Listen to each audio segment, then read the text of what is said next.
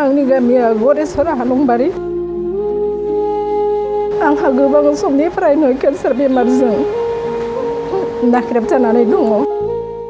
बिरनो गोसो जायो मेथाइखौ नोंथांमोनहा गोसोआव दंना? बिरनो गोसो जायो मेथाइखौ नोंथांमोना दासिमबो खोनासंनो मोजां मोनो जानांगौ। जाय मेथाइखौ गोबां रायजो राजाफोरा अनसायदोंमोन।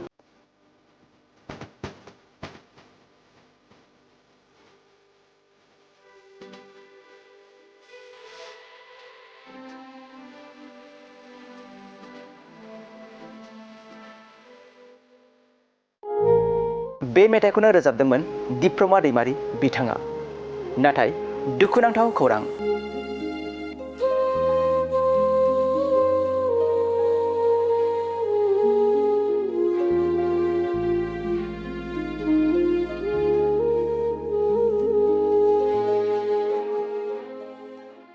बिरनो गोसो जायो मेथाइ रोजाबगिरि दिप्रमा दैमारि बिथाङा आथिखालाव गोब्राब बेरामजों नाख्रेबजानानै दं। आखाइ खबजोबनानै गाबै गाबै मेगनाव मोदै लानानै गावनि बेरामखौ मोजां फाहामथाय लानो थाखाय रांखावरिनि मदद बिबायदों मेथाइ रोजाबगिरि दिप्रमा दैमारि बिथाङा। बिरनो गोसो जायो मेथाइ खनगिरि अल इन्डिया रेडिअ गुवाहाटी सेन्टारनि मेथाइ खनगिरि दिप्रमा दैमारिया ब्रेस्ट केन्साराव गोग्लैनानै दं। तामुलपुर जिल्लानि गरेसर थानानि सिङाव थानाय हालंबारि गामिनि समलेश्वर बर'नि बिसि दिप्रमा दैमारिया गोबाव समनिफ्रायनो ब्रेस्ट केन्साराव गोग्लैनानै गुवाहाटीनि बि बरुवा केन्सार हस्पिटालाव फाहामथाय लागासिनो दं। दिप्रमा दैमारिया रांखावरिनि आंखालाव गोग्लैनानै बेरामखौ फाहामथाय लानायाव जेंनाजों मोगा-मोगि जानांदों। रायजो राजा गोसो अनफावरि नोंथांमोननिफ्राय गावनि बेरामखौ नायनायाव जाय जेरै हायो राङारि अनसुंथाइ एबा मदद खालामनो खावलायदों बेरामि दिप्रमा दैमारि बिथाङा। लोगोसे आसाम सरकारनि गिबि मन्त्रि डक्टर हिमन्त बिश्व शर्मा आरो बिटिसि सरकारनि गाहाय मावफुं सोद्रोमा हाग्रामा महिलारी, गरेसर विधानसभा बियाबनि एमएलए भिक्टर कुमार दास आरो 30 नं गरेसर बिटिसि बियाबनि मावफुं सोद्रोमा महेश्वर बसुमतारीनिफ्रायबो दिप्रमा दैमारिया ब्रेस्ट केन्सार बेरामनि मोजां फाहामथाय लानो थाखाय गाबै गाबै आखाइ खबजोबनानै मदद मोननो हास्थायदों।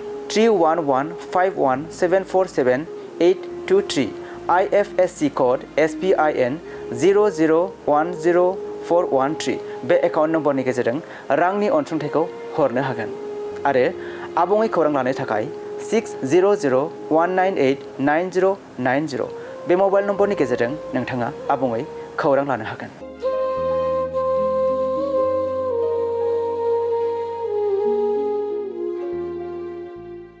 खुलुमबाय, आंनि मुङा दिप्रमा दैमारि। गासैबो ससियेल मिडिया नायगिरि बिथांमोननिसिम आंनि आखाइ खबजोबै खुलुमनाय थाबाय।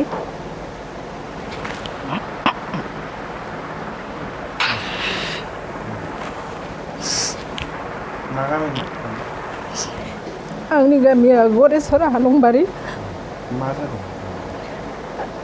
आंहा गोबां समनिफ्रायनो केन्सार बेमारजों नाख्रेबजानानै दङ। आंहा गोबां रांखावरिनि आंखाल जानानै दङ।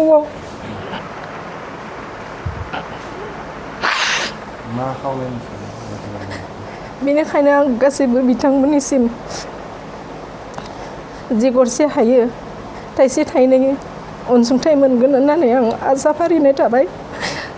लोगोसे जोंनि बिटिसिनि गाहाय चिफ बिथां हाग्रामा महिलारी सार बिथांनिसिमबो आंनि आखाइ खबजोबै हांख्रायहरनाय थायो दि बिथाङा आंनि बेमार आजार नायनायाव जाहाथे हेल्प होयो। लोगोसे जोंनिनो समस्तिनि मानगोनां भेक्टर कुमार दास बिथांनिसिमबो आंनि आखाइ खबजोबै हांख्रायनाय थायो दि बिथांमोना आंखौ रांखावरिनि हेफाजाब होयो। लोगोसे मानगोनां महेश्वर बसुमतारी बिथांसिमनिबो आं खावलायनाय थायो दि बिथाङा आंखौ रांखावरिनि हेफाजाब होयो। आं नोंथांमोननिफ्राय हाजासे मदद लुबैदों। नोंथांमोना जाहाथे आंनो अननानै मदद होयो। बेखौनो आङो बि बरुवा केन्सार हस्पिटालाव नायगासिनो दङ। आंहा गोबां गोबाव जाबाय बेराम जानाया। आं दायो 8-9 माससो जाबाय बेमारजों नाख्रेबजानानै थानाया। मा बेराम जादों? आंहा ब्रेस्ट केन्सार बेराम जादों। जोबथारनायाव रायजो राजाफोरखौ मा खावलायनो? जोबथारनायाव आं रायजो राजा बिथांमोननिसिम खावलायनाय थायोदि नोंथांमोना जि गरसे हायो आंनो अनसुंथाइ हरगोन होननानै आसा फारिनाय थाबाय। गोजोन्थों।